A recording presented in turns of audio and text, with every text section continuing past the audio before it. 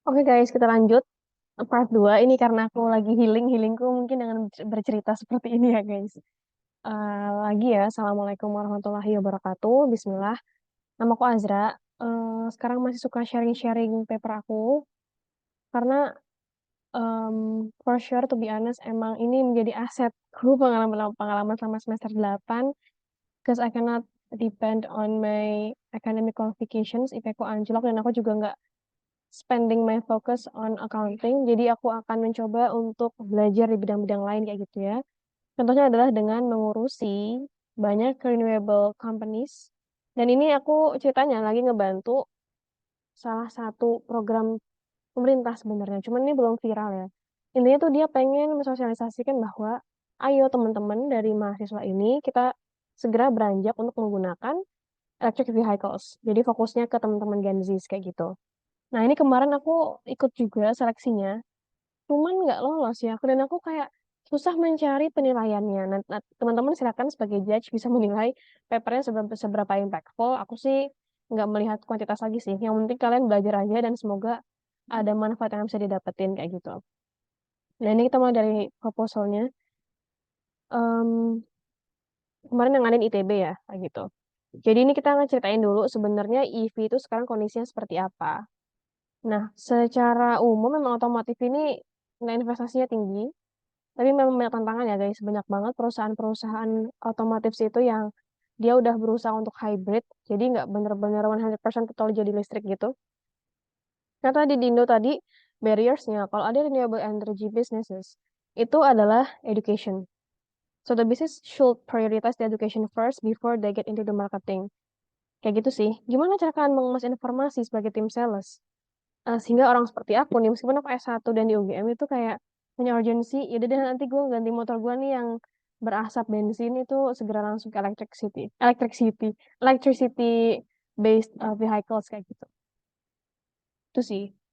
Ada dua questions yang besar. Pertama itu, apa business model and roadmap implementasi yang dapat diterapkan untuk penggunaan electric vehicle di lingkungan kampus dan metode inovasi apa untuk mengajak teman-teman mahasiswa lebih beralih menggunakan KBLBB roda 2.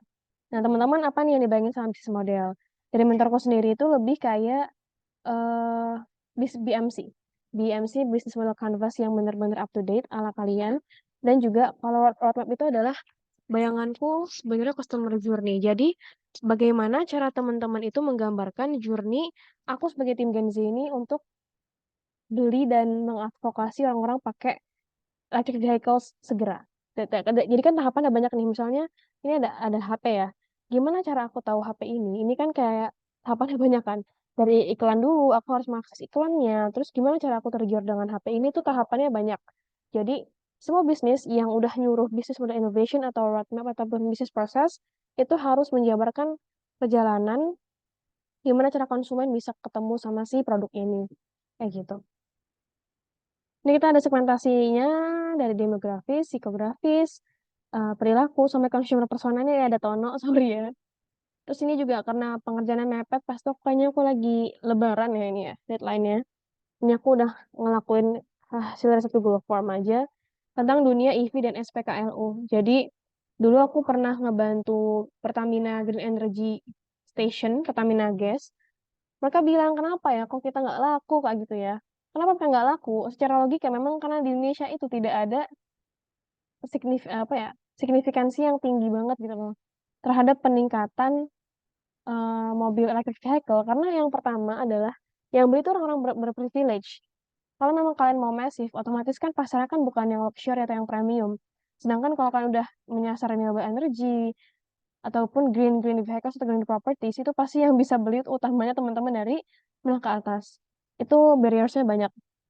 Nah, ini pastel kita ngejabarin bagaimana pandangan pastel ini terhadap di Indonesia terhadap adanya si kendaraan listrik ini. Ini singkatannya sih, gitu ya. Nah, ini bisnis modelnya aku langsung bahas marketing strategi kayak gitu. Jadi, ini ada tahapan-tahapannya guys. Ini maps-nya, marketing maps. Bisnis prosesnya tadi sebenarnya mirip-mirip kayak yang video sebelumnya. Pertama, kerjasama dengan pihak kampus, terus media, owners, aktivis lingkungan juga. Abis itu, em, kita cuma gini doang sih ya, nggak asik ya. Karena kalau aku buat BMC, itu kayak, jujurnya aku bingung sih, harus menambah ke bagian mana, karena memang mereka BMC udah tepat, cuman kan tinggal saluran pemasarannya aja ya, kayak gitu. Ya udah sih, paling lebih ke banyak edukasi, apa, acara edukatif aja, gitu ya, utamanya kalau buat business model innovation ya. Teman-teman kalau mau lebih rajin, lebih ambitious, bisa coba BMC dari nol, atau ngasih updated BMC yang pas buat bisnis yang kalian bantu. Nah, ini kita pakai pendekatan attach dan nurture. Buat pendekatan itu attach ya. Kita tadi sama sebenarnya kayak ambassador gitu ya. Jadi kalau di kampusku sendiri kemarin sempat ada BNI Campus Ambassador, dia itu tujuannya memang menyiarkan kalau ayo teman-teman Gen Z nabung di BNI aja. Tapi nanti benefitnya untuk dutanya adalah mereka bisa company visit ke BNI, terus dapat privilege dari BNI yang cukup banyak gitu. Itu sih guys.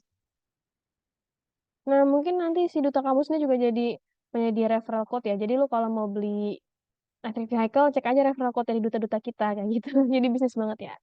Terus juga ada if user bercerita. Gen Z ini kan apa ya, orang-orang yang sebenarnya cukup kritis dan cukup percaya dengan adanya banyak storytelling yang berbentuk naratif kayak gitu.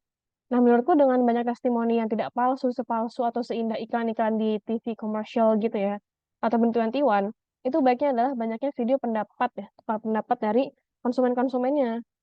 Aku lebih percaya sama orang-orang yang kayak aku gitu sih. Maksudnya, oh lo kan orang biasa kan, lo tuh orang lokal, rakyat biasa gitu kan, dan lo sharing pengalaman lo selama pakai EV, apa sih yang lo rasain kayak gitu.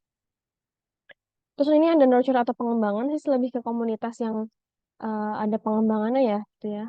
Aku benchmark sama komunitas motor Vespa atau Harley Davidson, pun mereka tidak punya misi yang sehijau si Ntref ini, ya itu udah keren. Apalagi kalau Ntref bisa membuat komunitas pengguna kendaraan yang berorientasi pikirannya hijau, kayak gitu ya lah ya. Gitu. Nah, ini banyak banget programnya kayak Green Riding for Greater Life. Misalnya per pekan tuh ada Sunday Morning Ride sambil kayak bawa poster campaign tentang ayo teman-teman masyarakat kita beralih ke electric vehicle. Jadi kan mahasiswa ini selain andil turun ke masyarakat, turun ke jalan untuk menindak kebijakan, mereka juga punya apa ya, privilege untuk menyiarkan, oke, let's go, let's live into renewable lifestyle kayak gitu. Terus juga ada EV Special Agent, jadi sama kayak duta tadi, dia jadi duta-dutanya si Ntrep gitu ya, sama EV Fun and Educational Gathering. Jadi apa yang membuat orang itu suka dengan bisnisnya? Ada maintenance gratis, mungkin kayak a lot of discounts, tapi kalau untuk kendaraan yang aku lihat sih kebanyakan memang event-event gathering, terus juga tips and trick gimana cara merawatnya biar awet, dan lain-lain kayak gitu ya. Itu sih. Nanti lebih masif lagi gandeng Pentahelix. Nah, ini roadmap implementasinya singkat, ada di link itu, silahkan dicek aja. Itu sih dari aku, ini ada beberapa hasil risetnya juga. Ini sebenarnya aku nggak riset dari nol, guys. Aku riset pakai dari caseku yang sebelumnya aku bantuin Pertamina Gas, cuman it's quite related. Kayak gitu ya. Jadi teman-teman ingat kalau mau ngebantu something renewable or green, itu harus pakai edukasi dulu. Tahapannya banyak. Dan kalau teman-teman mungkin, aku dulu nggak kepikiran ya, buatlah mungkin campaign yang benar-benar friendly to be right gitu. Nggak semua orang tuh langsung paham apa itu renewable energy, itu nggak semua orang langsung paham. Kayak gitu sih. Oke, dari aku gitu aja. Semoga bermanfaat. Yang mau papernya boleh banget. Ini tidak lolos guys, tapi sebagai niat, sebagai realisasi niatku untuk ya at least kayak kumpulan saya ini sangat ya cukup bermanfaat, bisa apa ya, chat di bawah aja di kolom chat atau komen. Gitu. Terus sih, ini aku juga ada PPT-nya.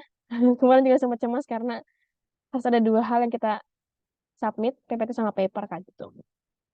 Itu deh, sekian dari aku. Thank you. Wassalamualaikum warahmatullahi wabarakatuh.